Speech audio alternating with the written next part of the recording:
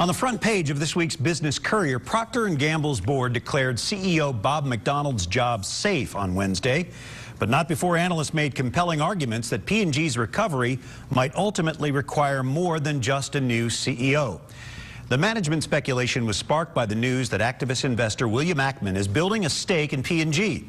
Ackman, who runs Pershing Square Capital Management, has a reputation for using his acquired clout to pressure boards into strategy shifts.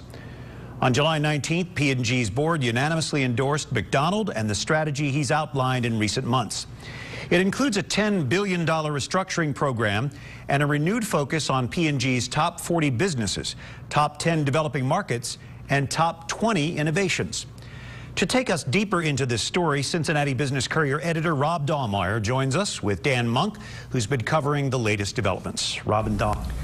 Brian, thank you. Dan, it's been a busy week for you, obviously, covering P&G for the Courier. You talked to a lot of analysts. You read a lot of reports.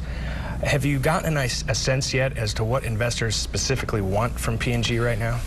Everything. No, they want earnings to grow and they want the stock price to go up, and then there are a million different ideas on how they think that should happen. So, you know, people are talking about, should they split up the company into smaller and more profitable units? Should they bring back managers who left the company following the acquisition of Gillette and then the restructuring that followed that?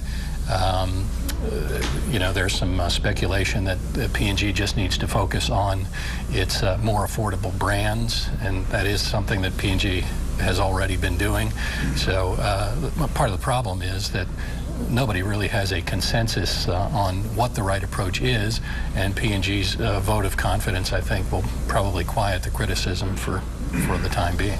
Now, for people who don't religiously follow the ups and downs of Procter & Gamble's stock price, although that is got to be by far the biggest stock owned by people in Cincinnati. Yeah.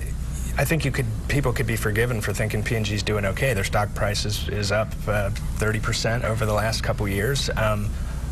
What's wrong? Why is there something wrong, period? Well, their peers are growing more rapidly than P&G. They're gaining market share. Their stock price is going up, and I think that's the big problem, is that investors lack confidence in the P&G management now, because the stock price has been in the range of 60 to 65 for the better part of 2 years now. It went up after Ackman started buying. That's a sign that investors like the idea that there's going to be additional pressure.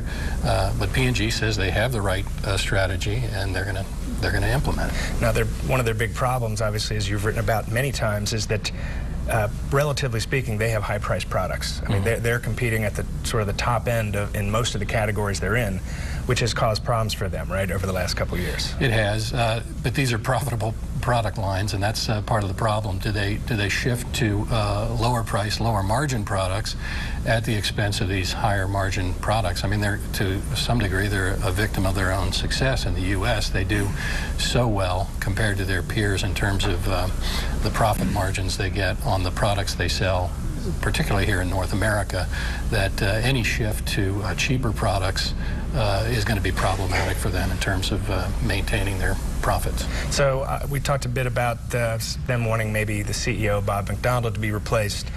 Who are some of the people that you've heard could theoretically come back, or at least are on a wish list of people that could come back? Yeah, the wish list, I guess, includes A.G. Lafley, the former CEO, Jim Kiltz, the former CEO of Gillette, Rob Steele, who was I think he was a former vice chairman at P&G, and Kerry Clark, who was a 32-year veteran who ran Cardinal Health after leaving P&G. A lot of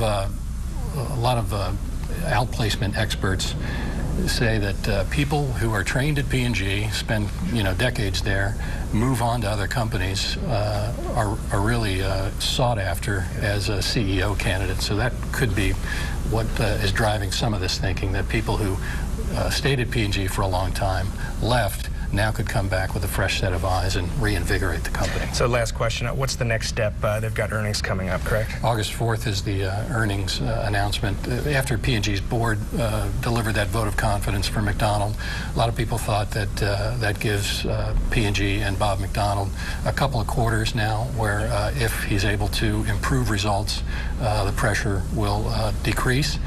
But if the results don't improve, you can look for the pressure to increase. Great. Well, Daniel, I'm sure you'll be doing a lot more on this, and thanks for being here.